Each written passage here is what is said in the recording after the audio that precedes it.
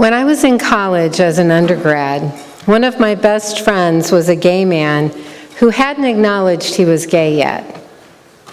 To the outside world, he presented himself as heterosexual, and I even attended his wedding where before that event I asked him, "Are you sure you are doing this, John?" I've changed the names this morning in relaying this story to you. And he replied, "What do you mean? I love Nancy and she is the perfect wife for me." I said, "Okay," silently thinking that this could be a mistake. 8 years later, he was divorced and living in San Diego, the first place I landed when I moved to California 2 years after he did. We reunited then again as best friends, and this time he was out as a gay man to all of his friends there, but not to his employer or his family. He was terrified they would find out, and my moving there actually presented to him a wonderful opportunity to pretend we were a couple. He took me to office events, and periodically I'd meet him for lunch at work. We knew the relationship was strictly platonic, but I'm sure that his workmates did not. It was the perfect cover for him. So fast forward about a year later, and John's brother and sister-in-law come to visit from Illinois and take us to brunch at the Hotel del Coronado. What a stunningly beautiful place. We were having a lovely time sitting and talking on the veranda in the sunlight with the beach within view and eating amazingly wonderful food. And all of a sudden, John tells them that we are engaged.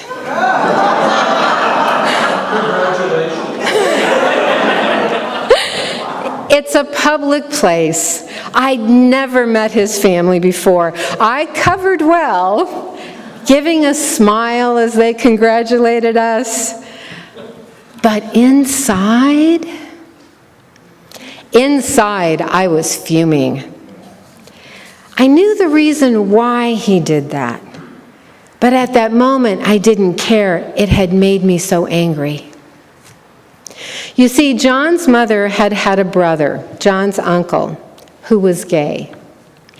This was in 1985, and he had died a couple of years previously. His uncle had died never speaking to his sister because 20 years earlier she had disowned him and didn't even attend his funeral because he was a gay man, because he was gay. John was terrified that his mother would do the same thing if she found out about him, so he spent an enormous amount of energy pretending. We finished our meal that morning, said our pleasant goodbyes, and got in the car where I turned to him and said, "How could you do that? How could you tell them we're engaged?" I said, "Tell your brother, it will be okay. You need to be who you are." "I can't," he replied. "She will disown me, and I think he might also." "I can't," he said. "I just can't." That incident changed our relationship. That small exchange on a Sunday morning changed our friendship forever. It never was the same for me. Our covenant had been broken. Our covenant of friendship was forever changed. After that, he actually began to ask me on an ongoing basis, "Why can't we get married? Look at the tax breaks we'll get as a couple as opposed to our single status," he said. I explained to him that marriage actually meant something to me that didn't include false affection. And the next year, my job took me to Sacramento, and I moved with my boyfriend, and we lost touch. I heard from mutual friends in the next year that he did get married. he found a woman to marry, and he could prolong the facade. We each had had a covenant with the other. It wasn't a written one or even an oral agreement. We had created a friendship that worked very well together. We came from different places, but there was a kinship that we shared, a promise in our relationship that we would always be honest with each other. We respected our differences, and our differences complemented each other. It's when we changed that covenant, when John became something he wasn't to appear to be someone he was not, that changed our covenant. We don't use the word covenant very much in our vernacular. Sometimes it can be used in the legal sense, as in a contract or a lease. But for Unitarian Universalists, it means a spiritual agreement, how we will treat each other. How will we treat each other within this community? Yes, but also out in the larger world. On the UUA.org website, it describes how we feel about covenants. Covenant is the silk that joins Unitarian Universalist congregations, communities, and individuals together in a web of interconnection. The practice of promising to walk together is the precious core of our creedless faith. I love that image. The silk that binds us together in a web of interconnection. No matter what. No matter what. Our world these days is testing our limits of covenant. We are hearing untruths in the media. We are hearing bald-faced lies sometimes. And many of us are disillusioned with our country and the disturbing trend it seems to be taking. I think it's infecting our personal lives as well. We have politicians stating facts that they've imagined to further their concepts and goals, facts that aren't facts. Truthiness, as Stephen Colbert has called it, it's not really true. It's a form of truth to the person who is saying it. It's even in the dictionary, surprisingly enough, defined as the quality of seeming to be true according to one's intuition, opinion, or perception, without regard to logic, factual evidence, or the like. That's the definition. I was surprised to find it there when I went to the dictionary. I didn't expect it to be a real word. I've watched too much of Stephen Colbert. But it is a word, and it describes a lot of what is going on today in our world. We're not looking at the other person as a person. We're not seeing people for who they really are. So sometimes we need to pretend to be someone that they're not, out of fear, out of embarrassment, out of selfishness or narcissism. My dear friend John had to pretend to be someone he wasn't, for he was terrified of how he would be perceived if they really knew. Truthiness, however, is not about covenant. It's about winning. It's about how to convince someone that you are right by giving them facts and figures that prove that you are right, even if you made them up. Winning right now in our culture is everything. In the hymn we sang, when we are frightened, we ask for compassion, for reassurance, for love and acceptance. I think those are qualities that we all assume are baked into promises and covenants that we make with others. said or unsaid, written or unwritten. But are they always? So as we take a look at covenants, and as I said, Unitarian Universalists highly believe in covenants as a spiritual agreement, maybe we should take a look at what a covenant means to us and what is involved in making them. We're entering a new church year in this month of September. We're beginning new covenants here at this church and maybe even in our workplace or at home. When we make a covenant, for all intents and purposes, we intend to keep it. What makes us not keep it? My friend John had a heart filled with fear. He didn't mean to break our friendship. I know he really didn't. Cultural pressure, especially at that time in the 80s, prevented his courage from overcoming his fear.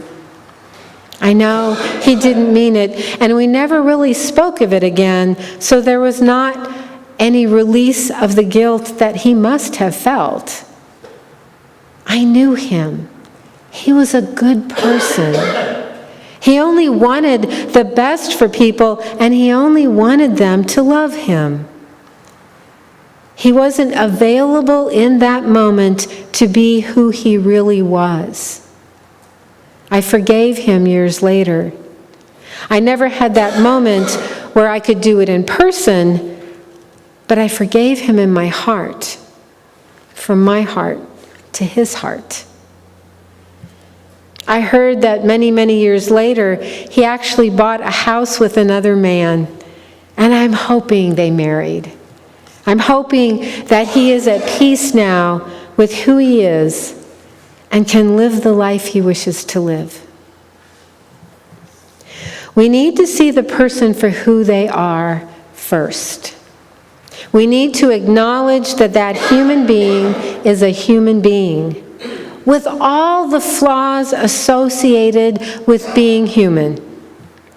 We need to practice, really practice our 7 principles that we've already committed to following.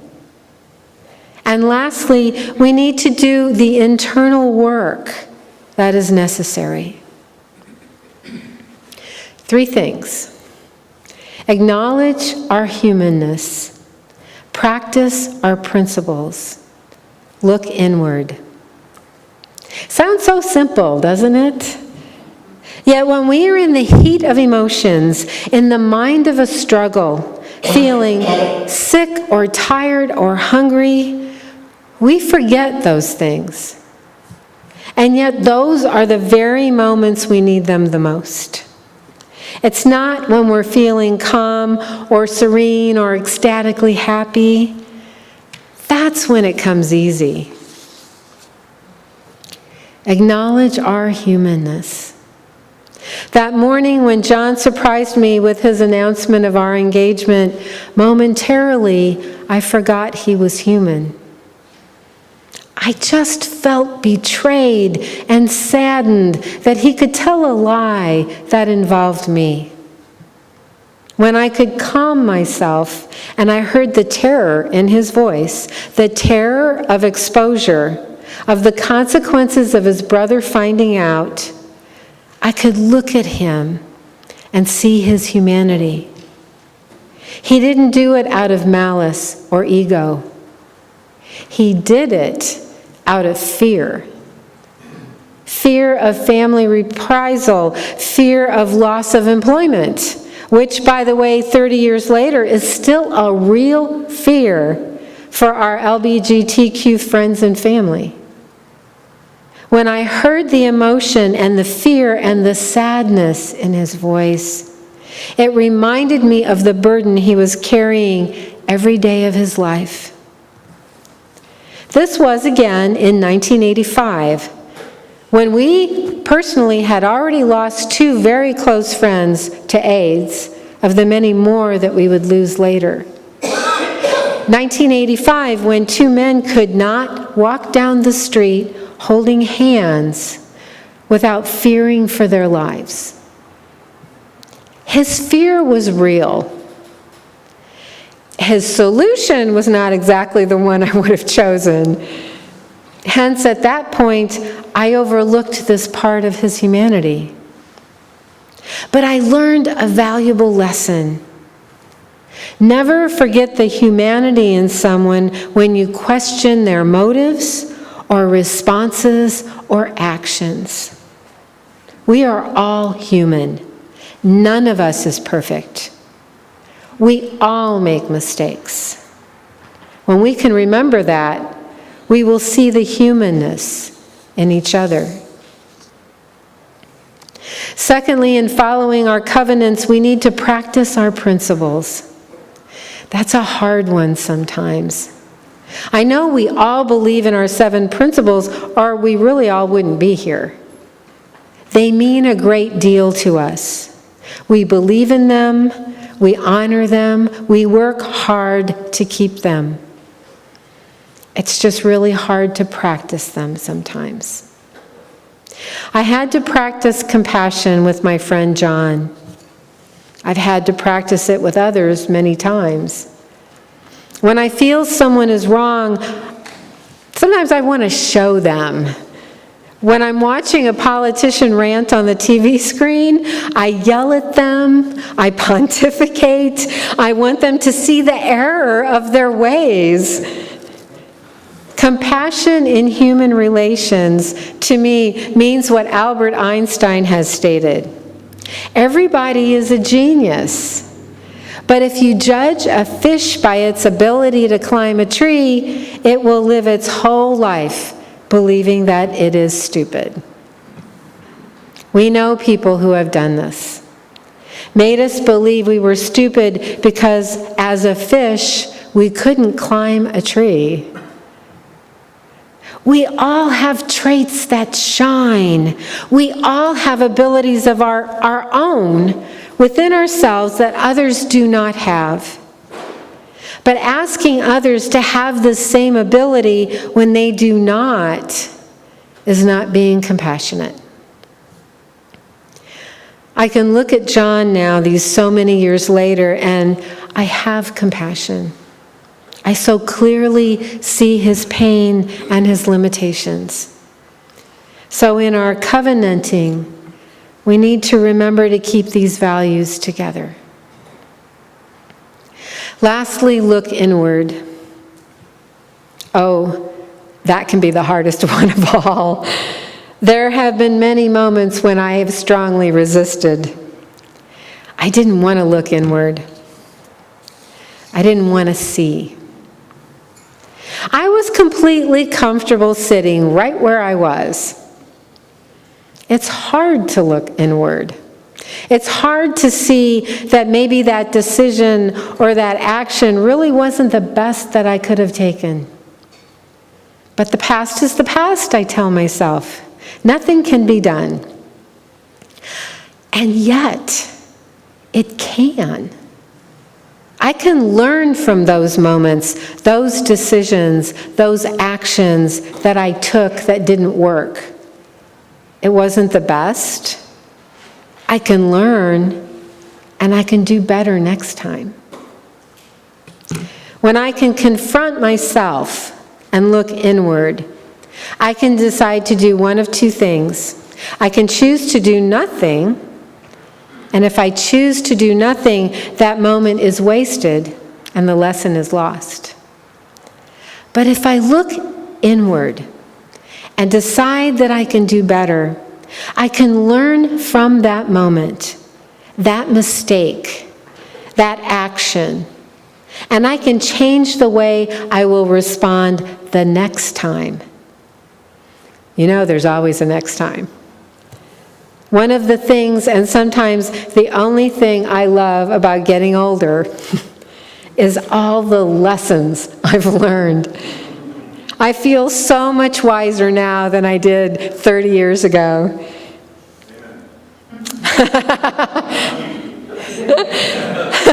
all of us. I have a quote from Mark Twain that used to be on my desk at home, and once I unpack it, it will be, that I've had for over 15 years that I just love. Good judgment comes from experience. Experience comes from bad judgment. We learn from our mistakes if we are willing. And our mistakes can teach us so much. In the process of becoming a minister and a chaplain over the years, I have had to look inward more times than I can count. Sometimes willingly, sometimes resentfully, but each time that I have grown as a human being. I've changed. I've matured. I have seen life emerge in a new way for me. So as we create covenants, let us remember, acknowledge the humanness, practice our principles, and look inward. We can create amazing covenants by using these 3 ideas. What friendships have you had where covenants have been broken? Is there a way to repair them? If not in person, at least in your heart. Can you move forward creating greater covenants? Replace your fear and your hurt with courage. Be in covenant with one another. May it be so. Blessed be.